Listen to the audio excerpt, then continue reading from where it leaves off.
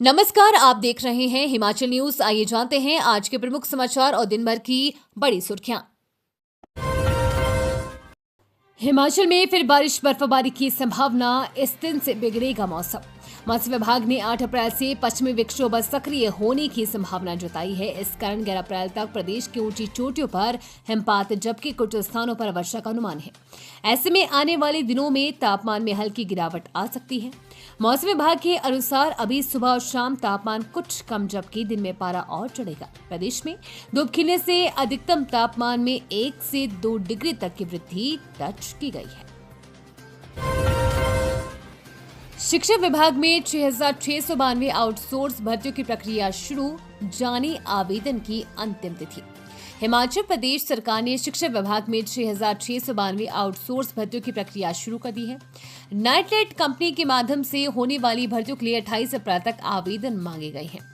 Pre primary स्कूलों में 6,202 आया, 124 योग शिक्षक और 227 स्पेशल एजुकेटर भर्ती होंगे। योग शिक्षकों को 6,789 रुपए मानदेय दिया जाएगा।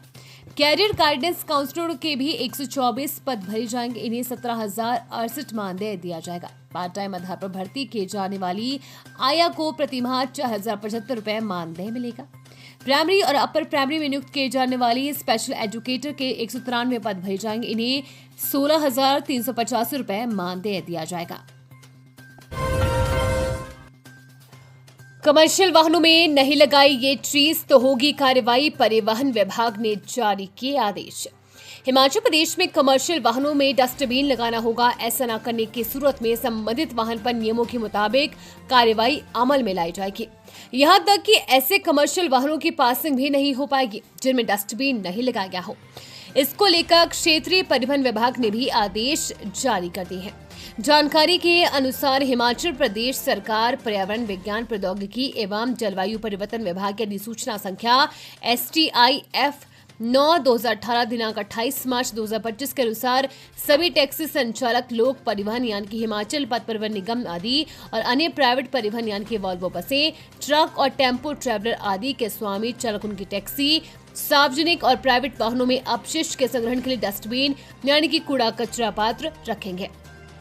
साथ ही इसे चिन्हित स्थानों पर निष्पादित करेंगे। इसी प्रकार हिमाचल प्रदेश जीव अनाशित कूड़ा कचरा नियंत्रण अधिनियम 1995 में यथा विनिर्दिष्ट आशीत कूड़ा कचरा, प्लास्टिक कैरी बैग, अनाशित कूड़ा कचरा पदार्थ फेंकने या जमा नहीं करने देंगे।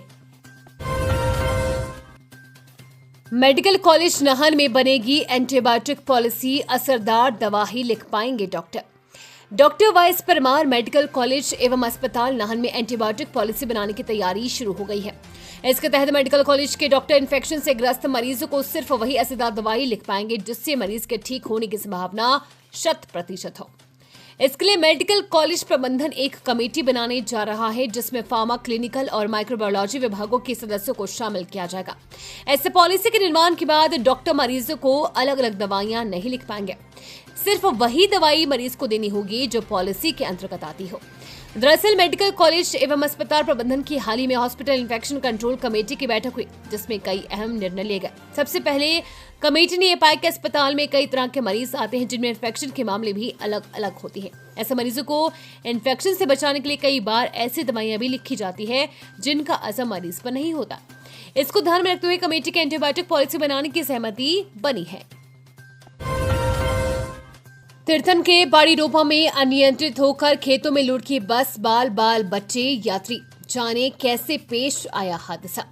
जिला कुल्लू के उपमंडल बंजार की तीर्थन घाटी में शनिवार सुबह उस समय एक बड़ा हादसा होने से टल गया जब यात्रियों से भरी एक निजी बस हादसे का शिकार हो गई। जानकारी के अनुसार ये बस HP 49 7074 बटाहट से कुल्लू की ओर आ रही थी जिसमें करीब 50 यात्री सवार थे। जैसे ही बस गुशरने से आगे बाड़ी रोपा नामक स्थान के पास पहुंची तो अचानक अनियंत्रित होकर खेतों की तरफ लुढ़क गई। दुर्घटना के दौरान बस में सवार यात्रियों के बीच अफरा तफरी मच गई, लेकिन गनीमत रही कि कोई बड़ा जानी नुकसान नहीं हुआ। करीब आधा दर्जन यात्रियों को मामूली चोटें आई हैं, जिनमें महिलाएं और कॉलेज छात्राएं शामिल हैं। सभी घायलों को स्थानीय लोगों की सहायता से प्राथमिक उपचार के लिए बंजार अस्पताल भेजा गया। प्रत्यक्षदर्शियों के अनुसार यदि बस ने पलटा खाया होता तो एक बड़ा हादसा हो सकता था और कई लोग जान भी गंवा सकते थे। सिरमौर में अफीम की अवैध खेती का भंडाफोड़। मांडरा पुलिस ने 805 पौधों के साथ दबोचा आरोपी।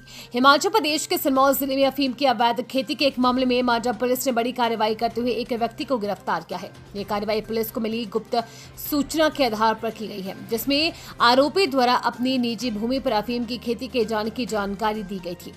मांडरा थाना पुलिस की टीम को सूचना प्राप्त हुई कि जाफर अली पुत्र अकबर अली निवासी गांव गुलाबगढ़ डाकघर कोटड़ी ब्यास तहसील पाउटा साहिब जिला सिरमौर अपनी मलकियती जमीन में अवैध रूप से अफीम की खेती कर रहा है।